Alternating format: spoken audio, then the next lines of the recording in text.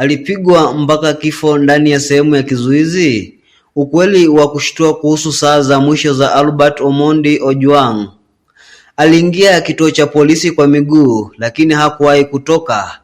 Kilichojiri kwa Albert Omondi Ojwang usiku wa manane nyuma ya milango ya chuma iliyofungwa kimeacha taifa lote likiwa na huzuni na hasira.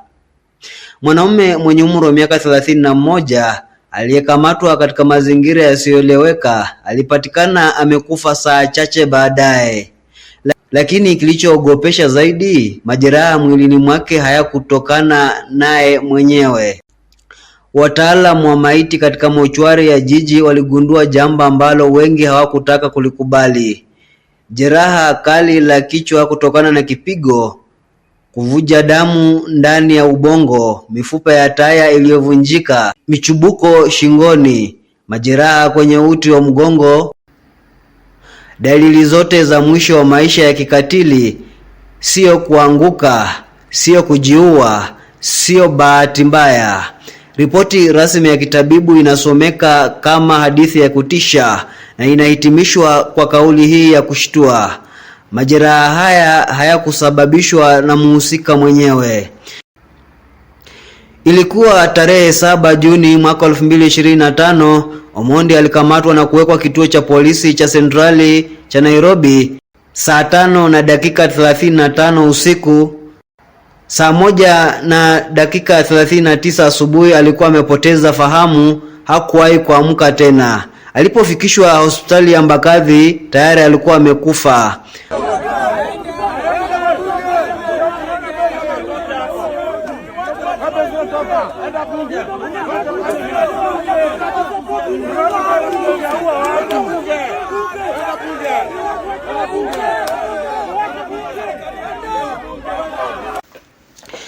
Polisi walidai kuwa alianguka ghafla, lakini hakuna mtu hata mahabusu wenzake aliyekubali hadithi hiyo tena. Kwa nini? Kwa sababu hakuna video ya CCTV au kanda ya siri iliyotolewa. Hakuna maelezo ya wazi, ni kimya tu na damu. Kwa mshangao wa wengi, maafisa kadhaa sasa wamesimamishwa kazi. DCI ya Kenya inachunguza, lakini je, hiyo italeta haki au ukweli utazikwa zaidi?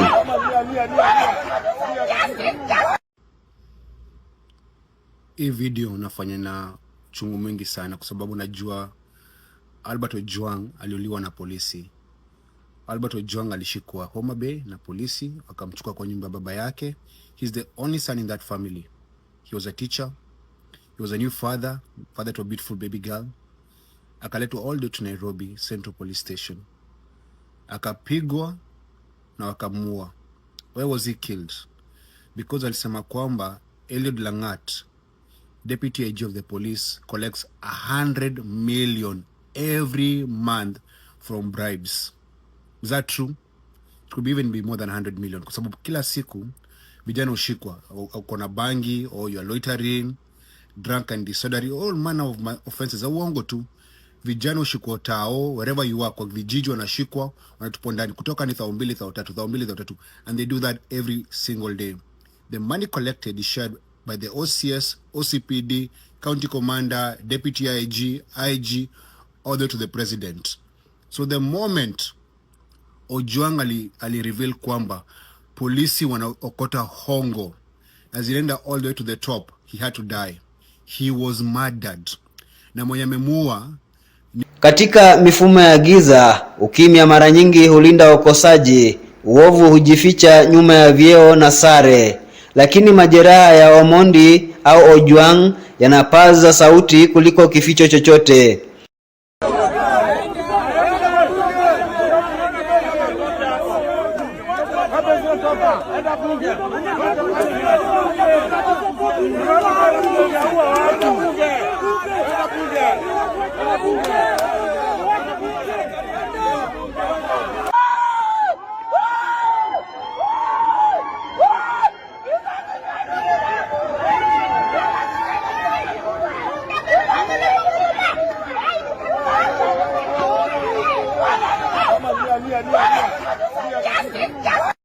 Barabara zimesema Kutoka Moi Avenue hadi City Hall, watu wanataka haki.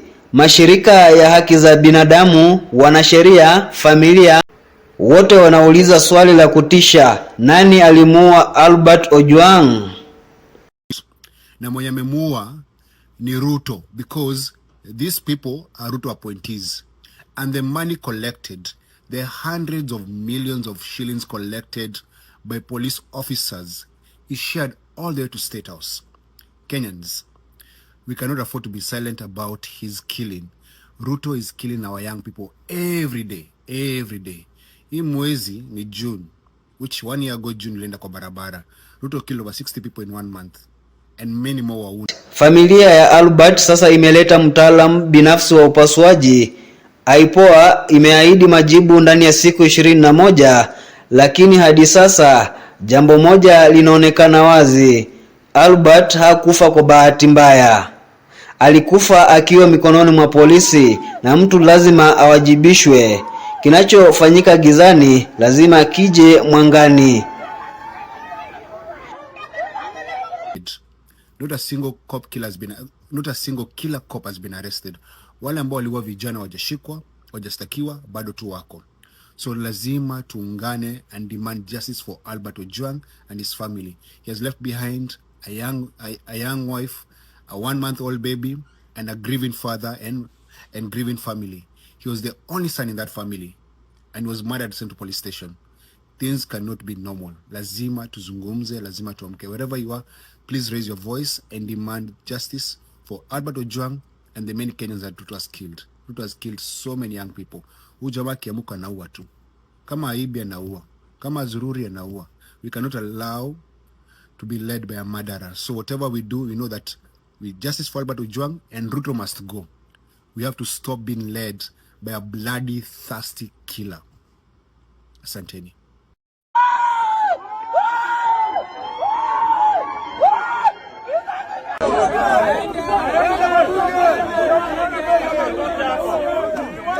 Robert Mtasi, mauaji ya kiburi hadi kaburini.